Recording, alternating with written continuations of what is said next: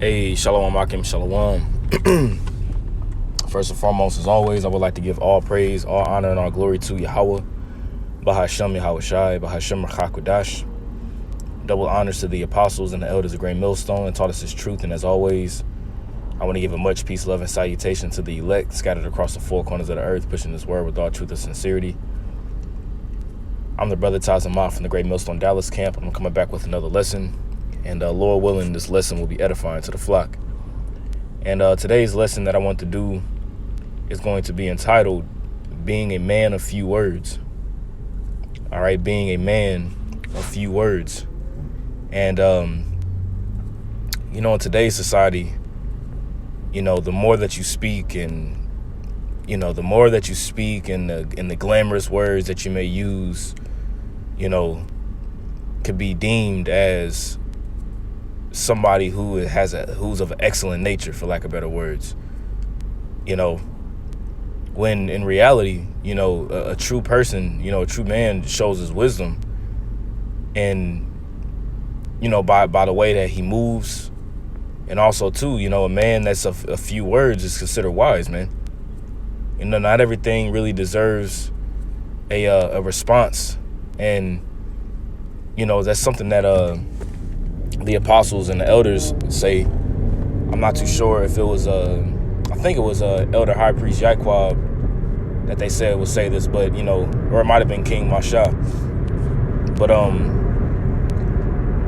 hearing the apostles speak, they said that you will want to try to break down, if you could break down something using one word, do that.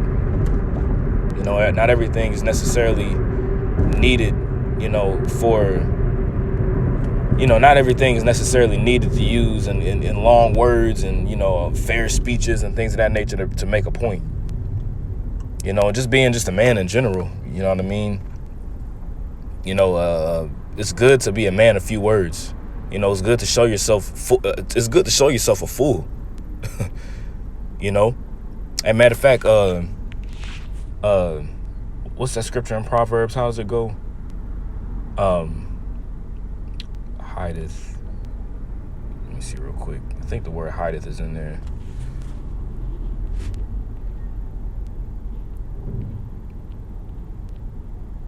Let me see. Hold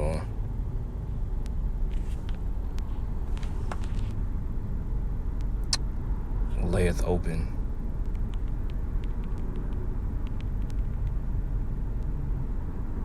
Okay. This is actually a good one. This is Proverbs chapter 13, verse 16. It says, every prudent man dealeth with knowledge. Okay? Every prudent man dealeth with knowledge. Now let's get this word dealeth real quick. This word dealeth is Aisha. Okay? That word in the Hebrew is Aisha. And I thought I was going to have the actual chapter and the verse down there, but it's okay.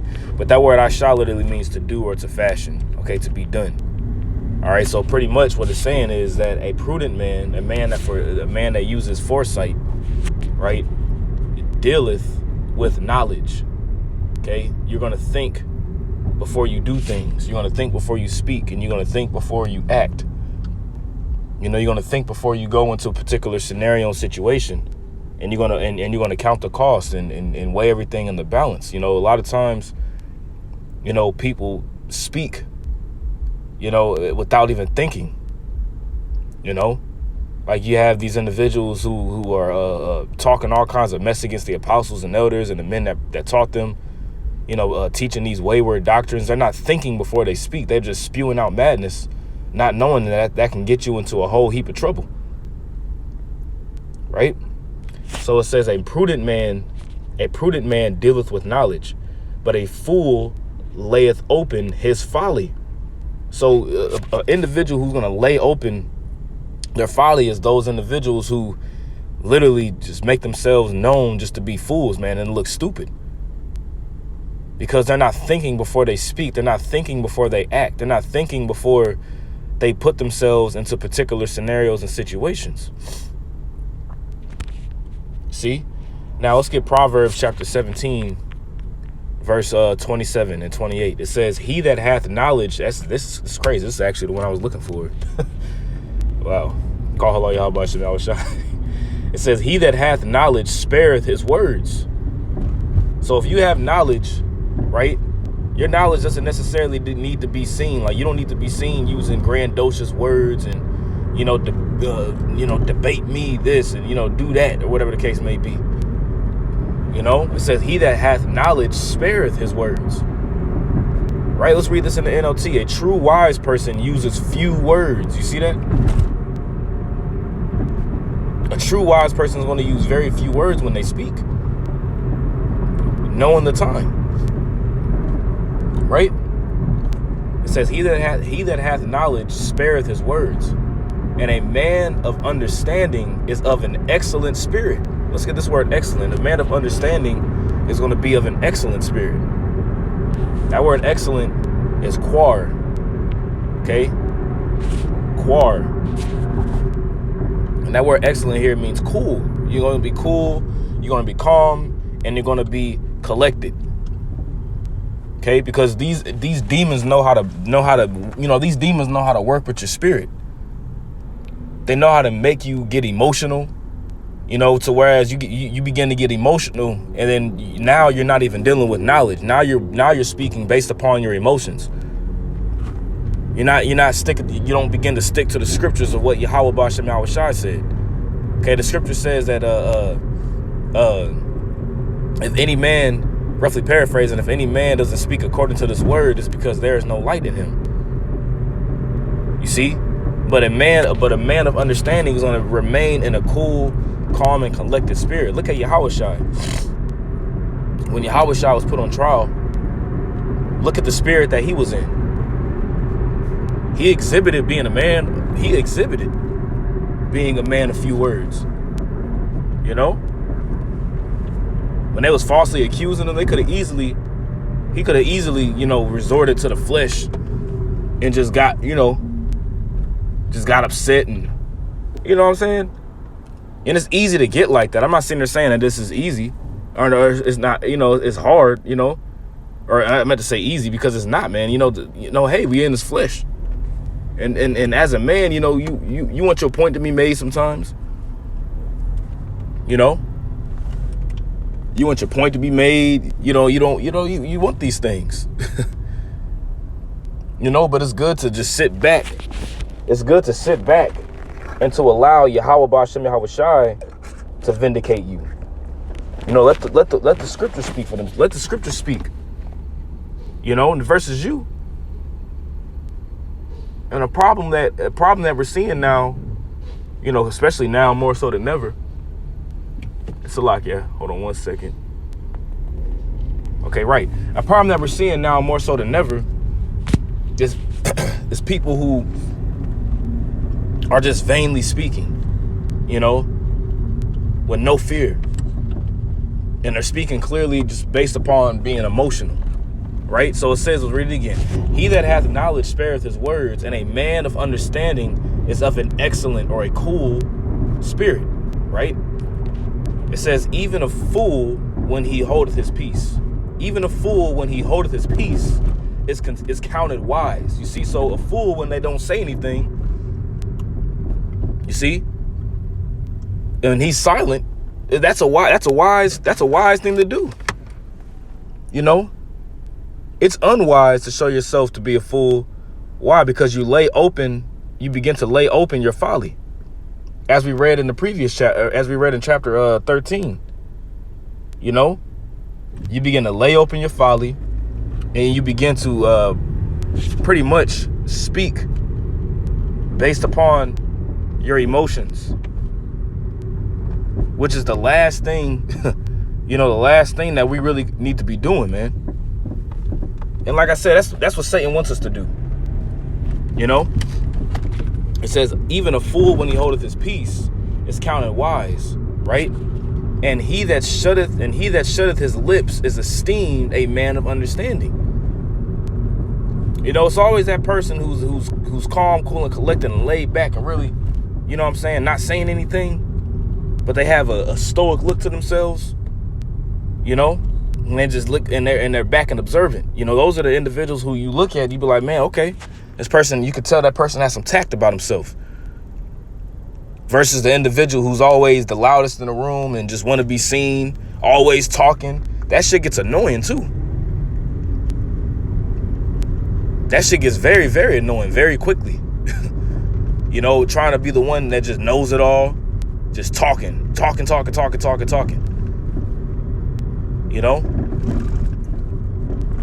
Let's grab another precept. This is the book of Job, chapter 13, verse 5. It says, "Oh, that ye would altogether hold your peace." And holding your peace means to be quiet. It says, "Oh, that ye would altogether hold your peace, and it should be your wisdom." You see, holding your peace a lot of times is your wisdom, man. And when I say your, I'm collectively speaking as our. Holding your peace is a very, very wise thing to do. Because a lot of times when you don't hold your peace, you're acting based upon you're acting out of your flesh. You know? And sometimes a lot of times too, you know, these things are just tests. The Lord will put you in a particular scenario and situation to test you to see what you'll do. You know? So it's good to, you know, it's good to pray to Yahweh Bashem Yahushai that, you know, you have the right words to speak. You know, or you know, however your prayer is to the Lord, you know, that's between you and Yahweh Bashem Yahushai. But before you go into a particular scenario and situation, it's good to ask the Lord for guidance, man. Constantly pray to Yahweh Bashem Yahushai.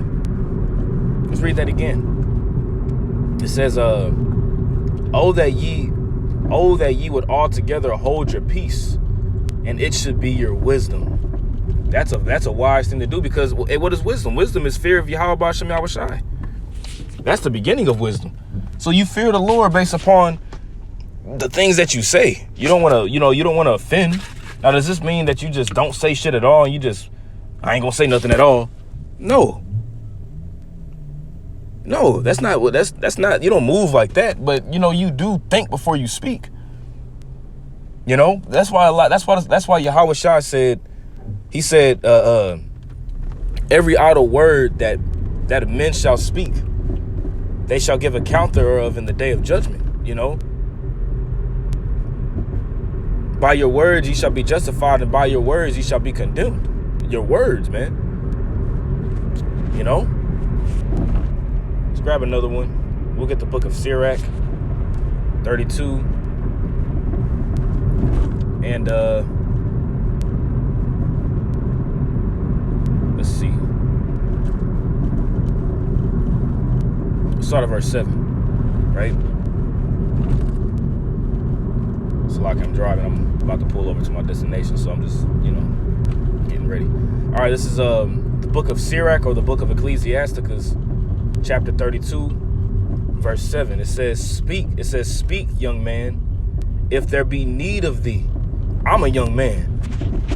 You know, I'm still very, very well, very much so a young man in this truth. I know that I am. You know? So it says, speak, young man, if there be need of thee. Right? That's the key. If there be need of thee to speak. Not everything necessarily is needed of a response necessarily isn't needed all the time. You know, it's just not, and that's a wise thing to do. You know, to hold your tongue. You know. So let's read this again. Fuck was that? I don't know. I must have ran over a bottle or something. Anyways, it says, "Speak, young man, if there be need of thee, and yet scarcely when thou art twice asked." Scarcely when you twice asked, man. You know, you be a man of few words. You know, sometimes, you know, a con is just necessary if you truly mean it. You know, Don't just say con. And you know, sometimes it's best to say it. Don't get it twisted. You know, sometimes it's best to say con. You know, but if something doesn't fit right with your spirit, before you just start blabbering out, man, pray to Yahweh Shem Yahushai first. And I'm speaking to myself first and foremost, by the way. I'm not sitting there saying something that, you know, that I don't need to work on. We all, you know, it's definitely something I need to work on myself too. So let's read it again. It says, speak, young man, if there be need of thee, and yet scarcely when thou art twice asked. Let thy speech be short, right? Comprehending much in few words. Let your speech be short and just get to the point. Use as few words as possible. You know, you don't want to use a lot of circumlocution, which is just speaking in circles. You know, you don't want to use a lot of just jargon. You know, you comprehend much in few words, man. You get to the point and that's it. Right. So it says, let thy speech be short, comprehending much in few words. Be as one that knoweth and yet holdeth his tongue. So you can know. But, you know, not everything needs to just be, you know, not everything just needs to be blabbered out, though, man. Let's read that again. Be as one that knoweth and yet holdeth his tongue. You still hold your tongue, because that's a wise thing to do. Right? It says, if thou be among great men, make not thyself equal with them. And that's a problem that we're seeing. That's a problem that we're seeing in the nation of Israel as we speak right now, man, with particular individuals, man. Pride is at an all-time high. I'm talking about, excuse me, I had my microphone covered probably. Pride is at an all-time high. At an all-time high. And individuals are just speaking and saying things without no fear, man. Making themselves equal to the apostles and the elders of men, you know, men who've been doing this thing long before they could have been born. You know? I don't know who this is. How's it going? So, yeah, I don't know. That shit was weird. Anyways, it says, man, that threw me off, man. Salaki, this random ass Edomite that just, I don't know. That shit was weird. Anyways, let me read this again. It says, if thou be among great men, make not thyself equal with them. Right. You know, you don't make yourself equal with a man, you know, who's been laboring and toiling in this thing for years, man. You know, then you disrespecting them. You know, calling them all kinds of names, just being just a complete asshole, man, that you don't do that. Right? It says, and when ancient men are in place, use not many words. See that? You don't use many words when ancient men are in place, man. You know, when the elders are in place, man, the scripture says to sit at the foot of an elder, man. In an ancient custom, when you sit at your foot, that's literally you learning. You know, when you sat at the foot of your elder, man, that's you learning. Like you soaking in wisdom, knowledge, and understanding. You can't soak in wisdom, knowledge, and understanding if you're always talking. It doesn't work that way. Right? It says before the thunder goeth lightning. Right? So before you hear a boom of thunder, you always see that lightning strike first. Right? Before the thunder goeth lightning. And before a shamefaced man shall go favor. Before honor comes humility. You see that? And before a shamefaced man shall go favor. And a lot of men don't like to be shamefaced because they think that's an act of being weak. You know, it's an ego thing. You know, it's an ego thing when it comes for a man to be shamefaced, when that's what we're commanded to do. Let's grab two more and I'll be finished. This is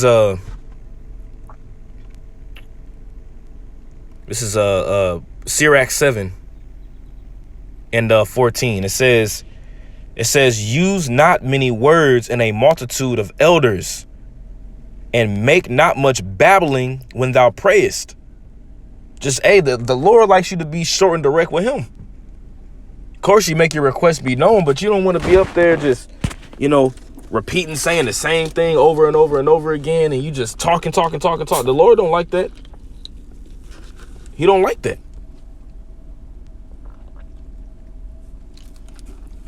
So once we amongst each other, we're direct.